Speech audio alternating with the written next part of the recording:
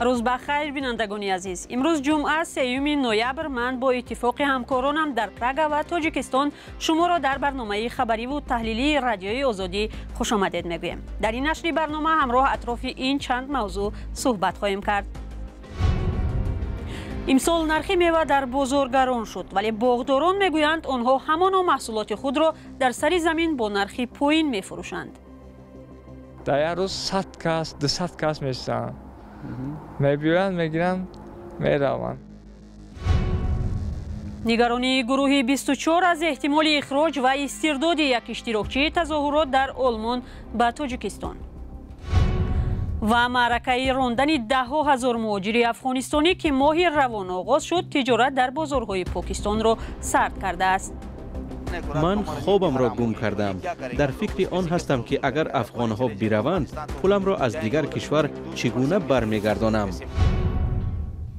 شروع میکنیم از یک خبر. دو مأمور میلیسا را با گمان گرفتن 24,000 سومانی و تهیه بلیط قلبکی حربی دستگیر کردند.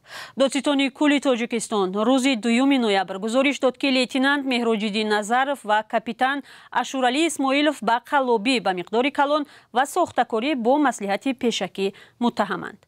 با آنها جریمه یا از 2 تا 8 سال زندان تهدید میکند. موقع گمانبران یا نزدیکان آنها به قضیه معلوم نیست. در ضمن ماه اوگوست هم در تاجیکستان 2 نفر را با گناه تهیه بلیط قلبکی حربی برای 3 دعوت شونده محکوم کردند. این شب و روز دعوت تیرماهی جوانان به ارتش جریان دارد و برعکس مقامات که سالهای اخیر از افزایش صف اختیاریان میگویند، ساکنان از دعوت اجباری و فشار به نزدیکان دعوت شونده ها شکایت میکنند. تیرماه معمولا موسم معرکه و دستورخوان‌آرایی مردم هم هست، اما ظاهرا امسال در این فصل دستورخوان و مهمانداری های بسیاری ها به سبد میوه میگذرد. تقریبا 2 برابر گران شدن میوه در بازارهای تاجیکستان اکثر ساکنان را نگران کرده است. نرخ 1 کیلو سیب که سال گذشته 5-6 سومانی بود، حالا در بازار تقریبا به 15 سومانی برابر شده است. چرا در دستورخوان مردم میوه فراوانی نیست؟ علیشیر ظریفی و شهلای عبدالله از تاجران و دهقانان پاسخ پرسیدند. این باغپروری تاجیک هر کیلو سیب خود را به طور یک لخت با ارزش 2.5 سومانی فروخته است. او میگوید در بازارها میانروها یا تاجران سیب را که با نرخ ارزان از آنها دسترس میکنند، خرد و بزرگش را از هم جدا نموده در علایدگی با ارزش گران به سودا میگذارند. بازار ما در راست گپ سیب کتا کلونی سامالین که داریم و یارا ما حاضر دهمی را همی راست گپ سطلچش 20 سومون دادستیم. ایتا بگیرن آبتون بگیرن و اکنن 2.5 سومی آبشی همش میتیم. کلون و مایداشه ما نگاه نمیکنیم. کلون و مایداشه یک گورا میتیمشون میروند. در خوجگی دهقانی قربان مراد 2006 در تقریبا 30 کیلومتری دوشنبه پرورش میوه‌های گوناگون از قبیل سیب و نوک و شفتالو و گیلاس به راه مانده شده است. برخی باغپروران گفتند در حدود خوجگی دهقانی محصولاتشان را می‌فروشند، زیرا تا به بازار بردن و تجارت در داخل بازار برایشان چندان آسان نیست. میبری آبتون همه نفر آورده از دست میگیرن و نرخ ارزان میگیرن. ما در اینجا خوبه که ما از میچینیم باغ خودمون میچینیم میبریم یک چی دبولش میمونه میزنیمش میروه. در روز 100 کس 200 کس میشن میبیرن میگیرن میروند. به نقل باغپروران سردی های زمستان گذشته حاصل انگور و انار و لیمو را کم نموده است، ولی نرخ میوه های به مثل سیب و نوک و خرما هرچند حاصل خوب دادند گران است. چندی از باغپروران تاکید نمودند که میوه از سر زمین تا به بازار از چند دست میگذرد و هر یک بالای آن نرخ میگذارد. در بازارهای دوشنبه 1 کیلو سیب با ارزش از 10 تا 35 سومانی، انگور 15 تا 40 سومانی، نوک 25 و خرما 10 سومانی به فروش گذاشته شده است. با این وجود مسئولین بعضی بازارها میگویند نرخ میوه تغییر نیافته است. امروز تمام نمود محصولات‌های میوه‌جاتی که در بازار وارد می شود و محصولات های وطنی هستند، امروز نرخشان تغییر نیافته است. نسبت به سالهای گذشته این از طرف متخصصان نظارتچیان بازار به تنظیم درآورده می شود. ولی تاجران چیزی دیگر میگویند. من تصدیق میکنم از سردی هوا هم بسیار درختها آسیب دیدن، میوه شروع ندادن و هم حساب نرخ نوا بالا رفت. بسیار خیلی میوه همین تاجیکستان حاضر آورده اینجا فروخته استادیم، همش میوه خودمونه، محصولات تاجیکستانه. افزایش نرخ میوه از همه بیشتر خریداران را نگران نموده است. دیل اونو به شکی پرسی. برای چی؟ برای قیمت های. سیب میپرسی، انگور میپرسی، همش میپرسی. قیمت های همش. با گفته بازارشناس عبدالرحمن حکیمزاده در برابر نامساعدی باد و هوا دیگر عامل‌های نیز هست که نرخ میوه را گران کردند. گران بودن نوری‌های مینرالی و زرخیمیکات‌هایی که برای پرورش میوه‌ها در خواجگی‌ها ضرور است. خراجات‌های نقلیاتی که 50% را تشکیل می‌دهند و اون به نرخ محصولات ضم کرده می‌شود. چهارم، صادرات کردن بعض نمود میوه‌ها به خارج کشور. پنجم، در بازارهای کشور از جانب تاجران و صاحبکاران بعضا مواردها به طور صنعی بالا بردن نرخ‌ها. و ششم باشد نظارت سست خدمات ضد انحصاری برای تنظیم نرخ‌ها در بازارهای کشور. خدمات ضد انحصاری و وزارت کشاورزی تاجیکستان، دو نهادی که به استحصال و پرورش و تنظیم نرخ‌ها سر و کار دارند، از شرح موضوع خودداری نمودند. تماس‌های با تکرار ما با این دو نهاد به نتیجه ماند. وزارت کشاورزی تاجیکستان در سامانه رسمی خود خبر داده است که تا حال میوه‌های جمع‌آوری شده در کشور بیش از 430,000 تن را تشکیل می‌دهد. اخباری آزادی را ادامه می‌دهیم. نمایندگان حرکت سیاسی گروه 24 از سرنوشت بیلال قربانعلیف، عضو فعال این گروه که روز 24 اکتبر در آلمان بازداشت شد، نگرانند. به گفته آنها با گذشت 2 هفته از او خبری نیست. اعضای این گروه ممنوع در تاجیکستان از احتمال استرداد قربانعلیف خوف دارند. برخی از رسانه‌ها بازداشت این پناهجو را به حادثه تخم‌زنی به ماشین پرزیدنت امامعلی رحمان در آلمان ربط دادند. اما نماینده‌های گروه 24 میگویند قربانعلیف در این کار دست نداشت. همکارم میرزانبی خالقزاد که این موضوع را تحقیق کرد حالا در استودیو با ما است. میرزانبی، بازداشت بیلال قربانعلیف در واقع بعد چند هفته سفر پرزیدنت به آلمان و اعتراض گروه 24 صورت گرفت. معلوم شد که سبب چی است؟ بله، زرنگیز حرکت سیاسی گروه 24 که بیلال قربانعلیف هم یک عضو فعال آن است، در خبرنامه ادعای اینکه وی را پلیس آلمان محض برای تخم زدن به ماشین پرزیدنت بازداشت کرده است رد نمود. هرچند تاکید شده است که او هم در اعتراضات هنگام سفر پرزیدنت به آلمان شرکت داشته است، اما به گفته مسئولین گروه بازداشت قربانعلیف که مقام پناهندگی نداشت به سندهای بود و باشش در این کشور ربط داشته است. بیلال قربانعلیف پس از جنگ روسیه با اوکراین از کیف به آلمان آمده بوده است. عبیدالله سیدی، سخنگوی گروه 24 در صحبت با رادیو آزادی گفت حالا به قربانعلیف خطر استرداد به تاجیکستان تهدید میکنند.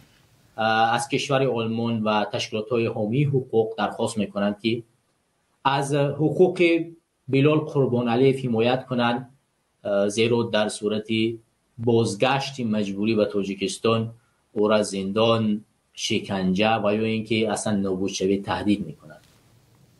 ولی تا هنوز موقع مقامات آلمان در رابطه با این قضیه دسترس نیست. خب گفتید آنها از این بیم دارند که در صورت استرداد شدنش به او زندان و شکنجه تهدید میکند. احتمال استردادش تا کجا زیاد است؟ ببینید زرنگیز، حالا این سازمان برای حمایت حقوق بیلال قربانعلیف وکیل مدافع گرفته است، ولی طی این مدت هنوز از جزئیات قضیه او خبری نیست.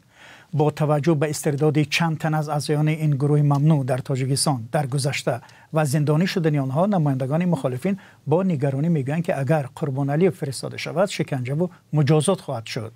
و بیلال قربانعلیف در تظاهرات روزهای 28-29 سپتامبر ضمن سفر پرزیدنت تاجیکستان به آلمان حضور داشته است. قبلا آنها در اظهارات خبر داده بودند که بعد از تظاهرات مقامات خویشاوندان آنها را در داخل بازداشت و شکنجه کردند و دیدبان حقوق بشر روز 6 اکتبر گفته بود حدودی 50 نفر از نزدیکان اعتراضگران برلین در تاجیکستان دستگیر و بازپرسی شدند و مقامات تاجیک قضیه را تا هنوز شرح ندادند.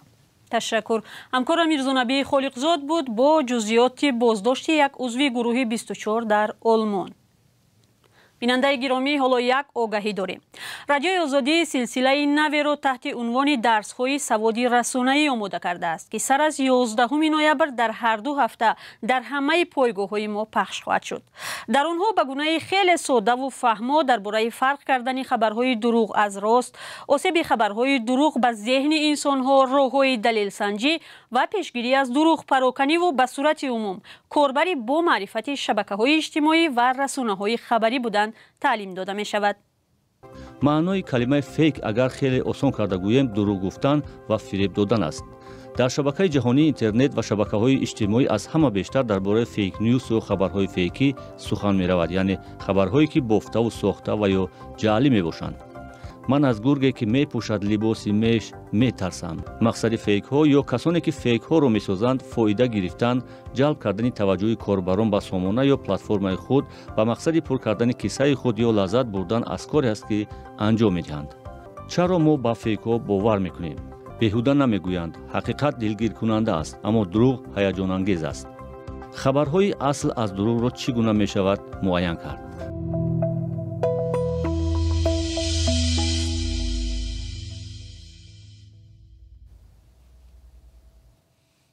رو می‌آوریم به موضوعهای بین المللی. در حالی که با امر اسلام آباد افغانستانی های به حجت را از پاکستان میرانند، بسیاری از صاحبکاران محلی در این کشور به کمبود نیروی کاری روبرو شدند. تلویزیون صدای آمریکا از بازار یک لخت فروشی مواد غذایی در اسلام آباد گزارش آماده کرده است که تجارت را در آنجا اکثرا افغان ها میچرخاندند. شهلای گلخوجه گزارش می‌دهد. هر صبح بازار یک لخت فروشی میوه و سبزوات در اسلام آباد پایتخت پاکستان سرآدم است. همه روز از ماشین ها صدها هزار قطعه محصولات خالی و در دکان های تمام شهر فروخته می شود. در این بازار اکثرا افغان ها کار می کنند.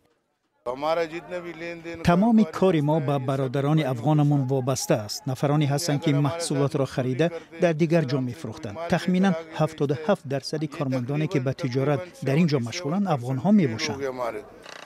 اما وضعیت تغییر می‌یابد. حکومت پاکستان به افغان‌هایی که بدون حجت‌های داخلدار اقامت دارند دستور داده است تا 31 اکتبر اختیاراً کشور را ترک کنند، وگرنه از 1 نوامبر مورد تعقیب قرار می‌گیرند. این امر بازار را سرد کرده است. من 2-3 کانتینر بار دارم که باید بفروشم، اما در بین 15 روز من حتی نصف آن را فروختن نتوانستم. خریدار نیست. طبق معلومات رسمی تقریباً 1,700,000 نفر افغان ها که اکثرشان در پاکستان تولد شدند در اینجا غیر قانونی زندگی دارند. مقامات میگویند در 2 ماه اخیر حدود 200,000 نفر از ترس تعقیب کشور را ترک کردند. در حالی که تاجران افغان در فکر آینده خود هستند، شریکان پاکستانی آنها به مثل نجیب الله از مبلغ گذاریش که صدها هزار دلار را تشکیل می‌دهد نگرانند. ما با پول نقد تجارت نمی کنیم، همش با قرض است. افغان‌ها از ما قرض دارند، ما باشم از آنها. بسیاری از کارگران افغان از ترس بازداشت شدن به کار نمیبرایند. نبی خان به حیث بارکشان کار میکند. خانواده‌اش اسناد ضروری را دارد ولی حجت‌های او بیکار کرده شدند.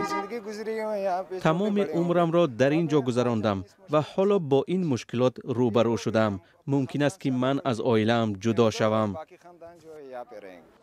افغان ها که حفظ اجتماعی ندارند نسبت به همتایان پاکستانی خود با مبلغ پستر کار میکنند و فروشندگان نیز به خاطر کم کردن خراجاتشان از نیروی آنها استفاده میبرند. وقتی که افغان ها دست جمعانه میروند، پیدا کردن ماشین های بارکش برای انتقال غذا تا رفت مشکل تر می شود، زیرا این عائله ها ماشین ها را برای انتقال خود و اشیاهایشان فرمایش میدهند. با افزایش سرعت خروج افغان ها، صاحبکاران پاکستانی به خلل جدی وارد شدن و کارشان آمادگی میگیرند. من خوابم را گم کردم. در فکر آن هستم که اگر افغان‌ها بروند، پولم را از دیگر کشور چگونه برمیگردانم. در پاکستان بیش از 4 میلیون افغانستانی زندگی میکنند که اکثریتشان سندهای قانونی دارند. در حالی که بسیاری ها در گذشته با تعقیب و امر اخراج روبرو شده بودند، این بزرگترین معرکه اخراج در پاکستان می باشد. و بینندگان عزیز، در همینجا برنامه رو به پایان میبریم. خود رو احتیاط کنید و خدا نگهداری شما.